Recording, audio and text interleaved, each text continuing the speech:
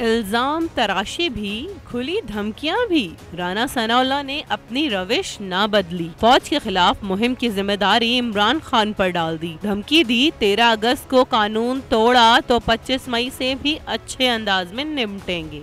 آپ نے اگر الٹیمیٹم کوئی اس قسم کا دینا ہے جس قسم کا 25 مئی کو تھا تو آپ ذہن نشین رکھیں، اگر آپ نے وائلنس کی، اگر آپ نے کوئی دھونس، کوئی دھاندلی، کوئی دھمکی، کوئی بلیک میلنگ کا راستہ اپنایا تو 25 مئی سے زیادہ جو ہے نا برا حشر جو ہے وہ آپ کا ہوگا، اور اس مقصد کے لیے ہماری پوری تیاری۔ وزیر داخلہ نے پی ٹی آئی سربراہ پر قوم کو تقسیم کرنے کا الزام بھی دھر دیا۔ بدزبانی کرتے ہوئے بولے الیکشن کمیشن کے فیصلے کے بعد عمران خان کا دماغی توازن بگڑ گیا۔ ثابت ہو گیا کہ عمران نیازی غیر ملکی ایجنٹ ہے، نہ روکا گیا تو یہ قوم کو کسی حادثے سے دوچار کر دے گا۔ جو پی ٹی آئی کا سربراہ ہے یہ قوم کو تقسیم کر رہا ہے، قوم کو گمراہ کر رہا ہے، قوم کے نوجوانوں کو گمراہ کر رہا ہے، اور اپنی سمت کو درست نہ کیا، اور اسے موقع ملا مزید قوم کو تقسیم کرنے اور قوم کو گمراہ کرنے کا، نوجوانوں کو گمراہ کرنے کا۔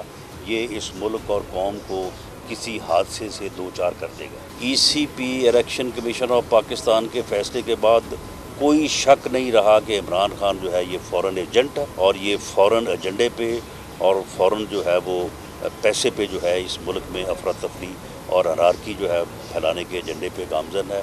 پی ٹی آئی کو فوج مخالف ثابت کرنے کا گھنونا منصوبہ ناکام، کردار سامنے آ گئے۔ عمران خان اور پی ٹی آئی کو فوج مخالف ثابت کرنے کے لیے بنایا گیا۔ نون لیگ کا اسٹریٹجک میڈیا سیل فعال کر دیا گیا۔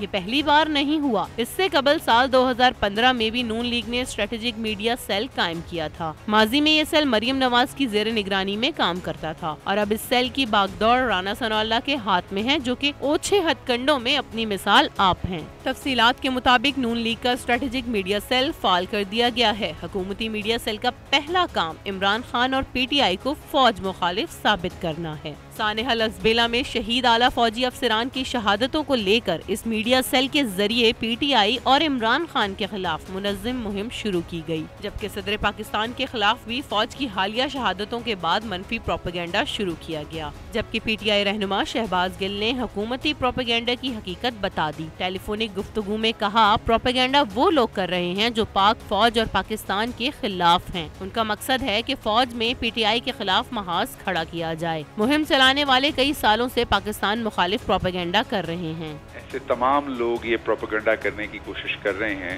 جو بنیادی طور پر پاکستان کی افواج کے خلاف ہیں، پاکستان کے خلاف ہیں، یہاں پر ہندوستانی اور بیرونی ایجنڈا امپلیمنٹ کرنے کے لیے پچھلے 10-15 سال سے وہ کوششیں کر رہے ہیں، اور ان کے سامنے جو سیسا پلائی دیوار بن کر پاکستان کا نوجوان کھڑا ہے، جو پاکستان کی ایک ہی وفاقی پارٹی ہے، جو پوری وفاق کی علامت ہے، وہ پاکستان تحریک انصاف ہے، اس کے لیڈر عمران خان ہے، جو پورے پاکستان کو جوڑے ہوئے ہیں۔ پی ٹی آئی پاک فوج مخالف پروپیگنڈا کے خلاف کھڑی ہے۔ عمران خان تحریک انصاف تگڑی فوج چاہتی ہے۔